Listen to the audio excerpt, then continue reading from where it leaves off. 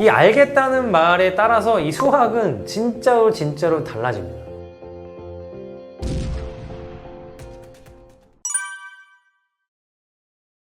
반복해서 푼다고 좋아지지 않기 때문이죠. 반복해서 푼다고 좋아지지 않기 때문이에요. 그러니까 생각을 해보세요.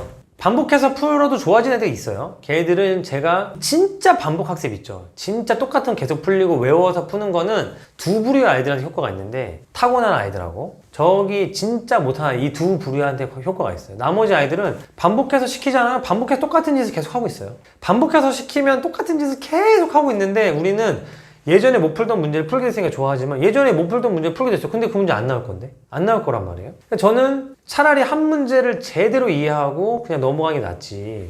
지금 반복해서 푼다는 게 한 문제를 반복해서 푸는 게 아니라 이 비슷한 유형을 계속 푸는 걸 얘기하시는 거잖아요.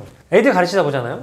어떤 아이들은, 자, 연립방정식을 풀어볼게요. 예를 들어볼게요. 합금 문제가 있고 소금물 문제가 있고 시속 문제가 있고 뭐 동전 문제가 있고 뭐 농장 문제가 있고 막 이래요. 그러면 이게 한번 들어보세요. 유형으로 푼 애들은요, 유형 푼 애들은 합금 문제 쫙 풀어줘야 돼요. 근데 그 소금물 문제로 가잖아요. 못 풀어. 자, 소금물 문제 쫙 풀어줘야 돼요. 그럼 옆으로 가. 속력, 그 다음에 거리, 시간 문제 나오잖아요. 그럼 또 쫙 풀어줘야 돼. 옆으로 농장 문제 나오잖아요. 또 쫙 풀어줘야 돼. 또 새로운 문제 나오잖아요. 또 못 풀어. 이런 문제가 계속 반복돼요. 그런데 어떤 애들은 이 말을 어렸을 때부터 수학을 되게 가깝게 여겨서 말을 딱 보면 그 말을 식으로 옮기는 연습이 잘 돼 있어요. 걔네들은 그냥 한 문제도 안 가르쳐줘도 연립방정식이 뭔지만 알려주면 그냥 풀어낸다는 거. 이걸 어떻게 극복하겠냐는 거죠, 제 말은. 그러니까 자꾸 편법을 찾는 거라고 저는 생각해요. 아무리 편법을 부려서 얘네들을 그 유형별로 다 가르쳐도 이거 딱 보자마자 그냥 이 문제는 이렇게 풀면 되겠고 이 문제는 풀면 되겠고 이 문제는 이렇게 풀면 되겠다라고 하면 얘네들 절대 못 이긴다. 그럼 한 번 더 강조하는데, 부모님들은 걔네들은 또 타고난 애들이고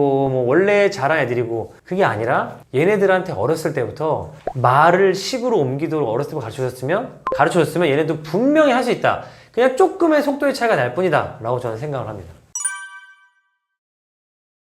제가 아이들한테 잘 들은 예가 있는데, 이제 예를 들면 제가 아이브를 좋아한다. 나 아이브 알아. 아이브 알아라고 얘기했어요. 제가 우리 초등학교 고학년이나 중학교 애들한테 가서 나 아이브 안다고 하면 애들 어떤 반응일까요? 네가 알기 뭘 알아? 이런 반응이, 선생님이 아이브를 알기 뭘 알아요? 근데 저도 알거든요. 저도 뭐라고 하냐면, 나도 거기 있는 몇 명 알아요. 장원영 아이브 맞죠? 장원영하고 누구지?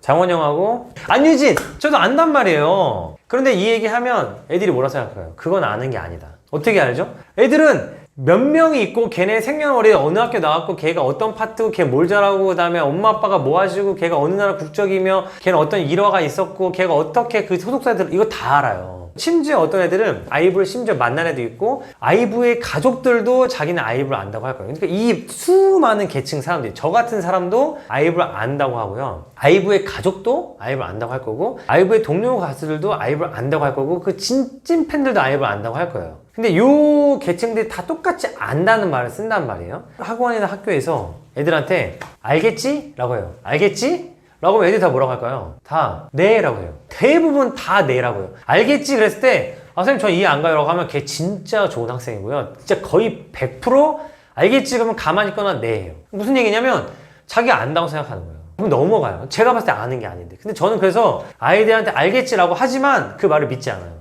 너 진짜 알았어? 아니잖아. 너 몰랐잖아. 이렇게 계속 물어보거든요. 이 알겠다는 말에 따라서 이 수학은 진짜로 달라집니다. 저는 아직도 제가 이 방정식과 수의 체계를 잘 이해하고는 잘 모르겠어요, 저는.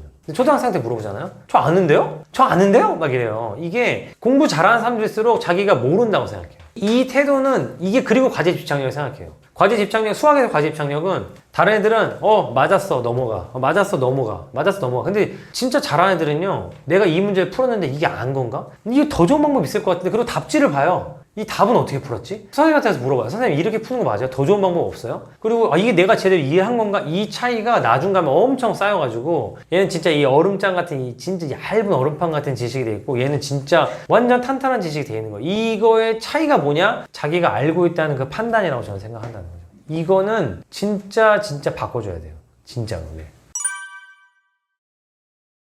할 수 있다고 봐요. 해야죠. 그런데 다시 19단을 외우려면 어떻게 될까요? 단순암기? 절대 안 되죠. 19단을 단순암기를 한다는 건 말도 안 돼. 19단을 단순암기를 한다는 거는 엄청난 포토메모리에 있거나 아니면 원리를 깨닫고 있는 거예요. 그러니까 원리를 깨닫고 있으면 저 같은 사람들 19 곱하기 19 하라고 하잖아요? 그럼 전 19단은 외운 적 없어요. 하지만 360이 금방 나온단 말이에요. 왜? 저는 그 원리를 알고 있으니까. 그러면 그 사람 19단을 외운 애들은 1단부터 19단까지 다 외운 게 아니고 그 방법들을 알고 있는데 거기에 빈칸들을 메꾸고 그 안에 연결고를 채워가지고 더 쉽게 받아들이고 있는 것 뿐이고 그냥 좀 더 바로 나오게 연습을 한 거죠. 그런데 암기는 바로 써먹지 못해요. 제가 애들한테 8 곱하기 9 하잖아요. 그럼 8, 9, 70이 해요. 근데 아이들이 그게 9 곱하기 8이랑 똑같다는 걸 모르거든요. 제가 진짜로 그 우리 아이들 초등학생들 모아놓고 대부분 물어보거든요. 얘들아, 네모 곱하기 세모는 세모 곱하기 네모랑 같을까 틀릴까? 그럼 애들이 뭐라고 할 것 같으세요? 대부분 당연히 같죠라고 할 것 같죠. 대부분 다르다고 해요. 왜? 그렇게 9구단을 외웠는데 8 곱하기 9랑 9 곱하기 8이 같은 걸 모르는 거예요. 대부분의 아이들이. 근데 내가 야 8 곱하기 9랑 9 곱하기 8랑 똑같은데? 그러네? 6 곱하기 5랑 5 곱하기 6이 똑같은데? 그런 이 얘기를 못하는 애들만이 아니고 잘하는 애들도 상당수 못한단 말이에요. 그런데 그런 애가 19단을 외운다? 어디다 쓰시려고요? 어디다 쓰시려고? 저 같은 애들은 19단 안 외워도 지금 물어보면 바로 튀어나올 수 있는데 19단 외운 애가 19 곱하기 17이랑 17 곱하기 19가 같은 걸 모르는데 어떻게 써먹겠냐는 거죠. 자, 정리하면 외우는 거 좋아요. 그런데 그걸 외우고 써먹으려면 결국은 원리를 이해하고 요령을 알아야 된다. 그리고 외우는 거는 아무짝에 쓸모가 없다. 평생 한 번도 안 써먹는다. 저는 이렇게 얘기를 하고 싶은 거죠. 과외 선생님을 어떤 분들을 찾으시는지 뭐 부모님마다 다르겠죠. 그런데 대부분의 부모님들은 물론 이제 뭐 저기 학군지에 계신 부모님 중에 정말로 이렇게 좋은 과외 선생님 정말 그 막 전문 과외 선생님 찾으시는 분도 있겠지만 사실 대부분은 이렇게 어떤 대학생이나 아니면 이렇게 조금 하신 지 얼마 안 된 분들을 보통 초빙하실 거예요. 그런 분들 위주로 말씀드릴게요. 과외 교육하고 학원 교육이 다른 게 뭘까요?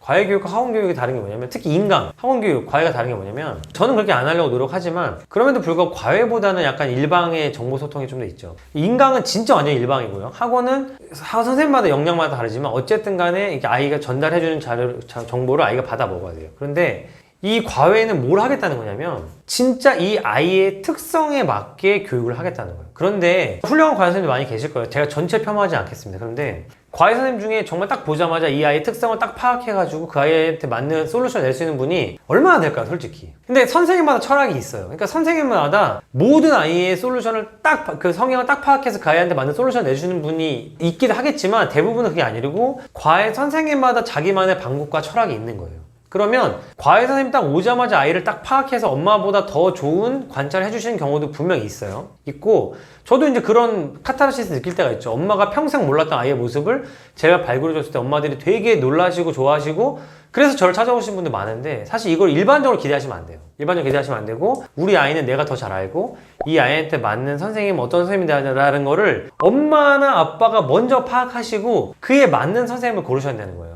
이 사람 잘 가르친대. 이 선생님한테 배우니까 애들 수학 몰랐대. 딱 데려다 놔. 근데 이 선생님은 예를 들면 굉장히 수다스러운 선생님이에요. 계속 대화해. 근데 우리 애는 그런 거 딱질색이야. 그러면 사실 망하는 거거든요. 이 선생님은 진짜로 잘하는 애를 데려다가 뺑뺑이 딱 돌려가지고 진짜 잘하는 애를 진짜 최상의 거 만들어주는 거야. 원래 특화된 선생님이에요. 근데 우리 애는 안 그래. 이거 완전히 망하는 지름길일 수 있다는 거예요. 왜? 학원 강의는 그래도 일방적이 아니기 옆에도 보고 하면서 배우지만 과외 선생님은 진짜 안 맞으면 답이 없거든요. 엄마가 먼저 아이를 관찰하시고 우리 아이 성향의 특성을 파악하시고 우리 아이한테 맞는 게 뭐냐 먼저 철학을 가지시고 그에 맞는 선생님을 찾으셔야 된다. 저는 그래서 그렇게 말씀을 늘 드리고 있습니다.